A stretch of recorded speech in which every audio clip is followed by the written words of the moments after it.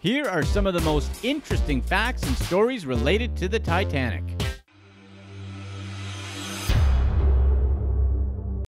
Number 9. Optical illusions.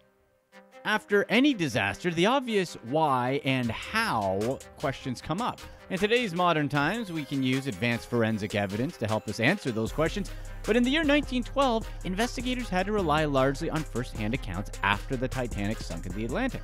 After the Titanic struck an iceberg, it took just 2 hours and 40 minutes for it to sink. And while the iceberg was known to be the main culprit, there were many other factors that led to the disaster. Human error was definitely in play. Despite the Titanic receiving multiple warnings of icebergs, the captain decided to travel at maximum speed anyways, meaning that they had very little time to react to once an iceberg is detected. According to British researcher Tim Maltin, the specific atmospheric conditions that night might have been the deciding factors. Based on extensive research, Maltin argued that light refraction was a major factor in the sinking of the Titanic. In a nutshell, this is a phenomenon that causes light to bend. Maltin argues that light refraction prevented the lookouts from seeing the iceberg normally. Because of the atmospheric conditions and the abnormally calm sea, the iceberg was effectively camouflaged. By the time the lookouts on the Titanic realized what was going on, it was too late. There was a nearby ship to the Titanic, the SS Californian. The Californian's radio operator had actually warned the Titanic of icebergs, but the moonless night provided little contrast, and a calm sea masked the line between the true and false horizons, camouflaging the giant iceberg. Shortly before the collision, the Titanic had also sailed into the Californian's view, but it appeared to be too close and too small to be the right ship. Californian Captain Stanley Lord knew the Titanic was the only other ship in the area with a radio, so he tried to signal to the ship using Morse Lamp. Lord said he repeatedly had someone signal the ship, but no one took notice of the signals. The Titanic, now in trouble, signaled the Californian by Morse Lamp as well, but they also failed to have its signal seen. The abnormally stratified air was distorting and disrupting the signals. If atmospheric conditions might have been different that night, could the story about the Titanic be much different? Who's really to blame here? Number 8. Charles Joughin. Conventional wisdom would tell you that during a dangerous shipwreck, you'll need all your brain power to help you survive. But then there's the story of Charles Joughin, the Chief Baker for the Titanic. As Chief Baker, he made sure each lifeboat had enough provisions for the survivors, and he also helped women and children onto the lifeboat. When some women tried to avoid the lifeboats thinking they'd be safer on the ship, he allegedly forced them onto the lifeboats, saving their lives. After refusing to get on a lifeboat and assuming he wasn't going to make it, he decided that he wasn't going to let the alcohol go to waste. Joughin allegedly downed 2 bottles of whiskey before staggering onto the deck. With the water temperatures below freezing, most people succumbed to hypothermia within minutes. But Joughin survived for more than 4 hours in the water due to what he believed was his drinking.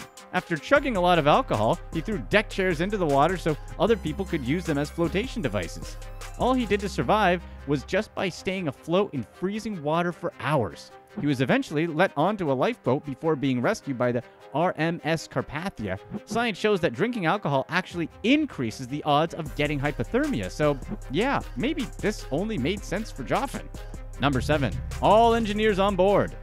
A lot of people went down with the Titanic. Titanic Captain Edward Smith famously went down with the ship, but another group of people who went down with the ship not that many people know about were the engineers who fought to the bitter end to save the ship. As the ship slowly sank, the engineering crew stayed by their posts. A group of 35 engineers worked to keep the ship's lights, pumps, and communications working for as long as they could. Their efforts allowed the crew to save more than 700 passengers on board.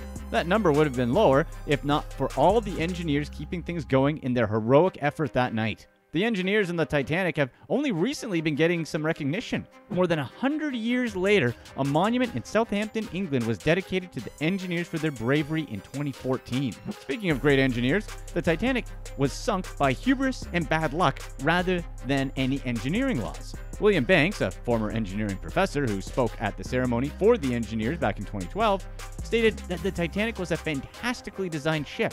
Banks said that the Titanic should have hit the iceberg straight on instead of attempting to miss it and scraping the side. The impact would have done tremendous damage to the bow, but he thinks the Titanic would have stayed afloat. Number 6. Third class. Shared bathrooms, 4 people to a cabin, bunk beds without bed sheets, and being picked last to be saved from a sinking ship. These are just some of the perks for third-class passengers aboard the Titanic. While that may sound like it's not much of a good time to us, it was actually considered an upgrade to many of the third-class passengers on the Titanic. Many of the third-class passengers were immigrants leaving their native land for a better life in America. The ship was nicer than what most of them were leaving behind, so anything offered on the Titanic was considered nice for their standards. But still, it wasn't anything as nice as the amenities for first-class passengers that they enjoyed. Also known as steerage passengers, third-class travelers ate in a dining hall 2 decks below the first-class dining hall and had access to the general room where they could read, play cards, and dance. They were not allowed into the pool, gym, or ballroom where the first-class passengers mingled. Amazingly enough, just 2 public bathtubs were provided for third-class passengers, one for men and one for women. Sadly, most of the third-class passengers drowned as first-class women and children were given priority. Only around 25% of third-class passengers survived the ordeal. Number 5. Binocular disaster. As we've already established, there were a few bizarre factors that led to the Titanic being way worse than it could have been. As if that's not frustrating enough, here's another little interesting fact. According to a story from the Telegraph, a tiny brass key could have saved the ship. Graham Tibbets explains how an officer named David Blair was removed from the crew at the last moment. In the scramble of the staff shakeup, Blair forgot to hand over the key to the locker that held binoculars for the crow's nest, which is where the lookout point is. Having access to binoculars might have come in handy even with optical illusions happening. Fred Fleet, an officer who survived the ordeal, later told a Senate inquiry that if he had a pair of binoculars, they could have seen the iceberg in time. It's not really clear why Blair was taken off the crew, although some people speculated that it was because his replacement, Henry Wilde, was more experienced with large ships. These innocuous personal change might have had major implications, might being the operative word. The key was passed down from Blair to his daughter, who donated it to British and international seamen societies in the 1980s. Number 4. Saved from the Titanic. When Dorothy Gibson boarded the Titanic in 1912, she was already a well-known stage actress and a budding movie star. Along with her mother and 2 friends, she managed to escape the Titanic on lifeboat number 7, the first lifeboat to be lowered into the water. That lifeboat had a capacity for 65 people, but was lowered with only 28 people on board. Gibson and her mother were rescued, and they later arrived in New York on the RMS Carpathia. Just days later, Gibson would actually play herself in the film Saved from the Titanic. As strange as that seems, it actually happened. The silent film was released just 29 days after the sinking, and it recounted Gibson's tale of survival. The film was met with mostly critical acclaim, although some people were put off by the commercialization of a major disaster.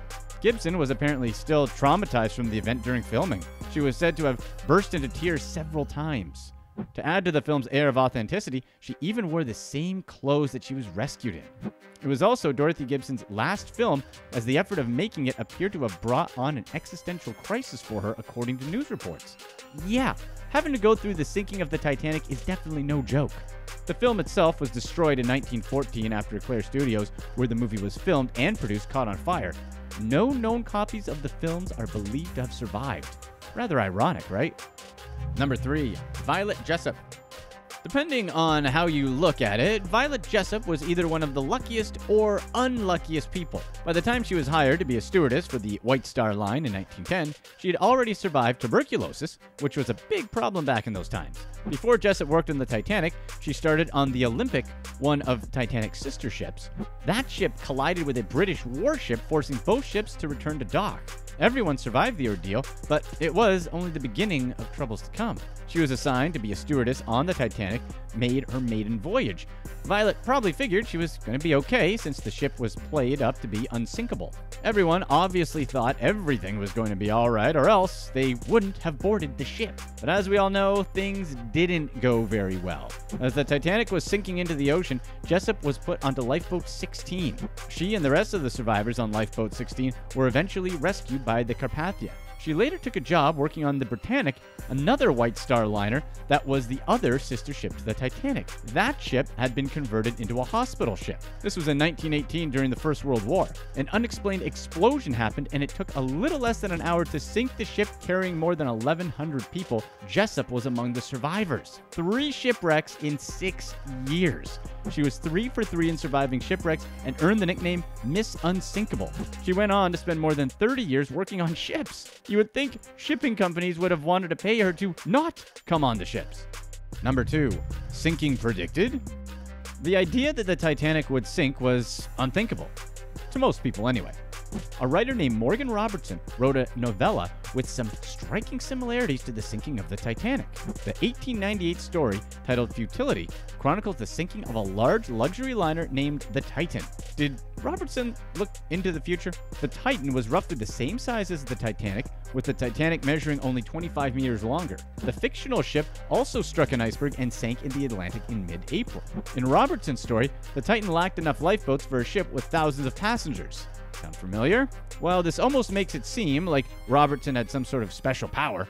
Titanic scholar Paul Hayer pointed out that it was likely all just a coincidence. He explained that Robertson was a seasoned seaman, giving him enough material to piece together a good story that's entirely possible. Robertson himself dismissed any claims for being able to see into the future.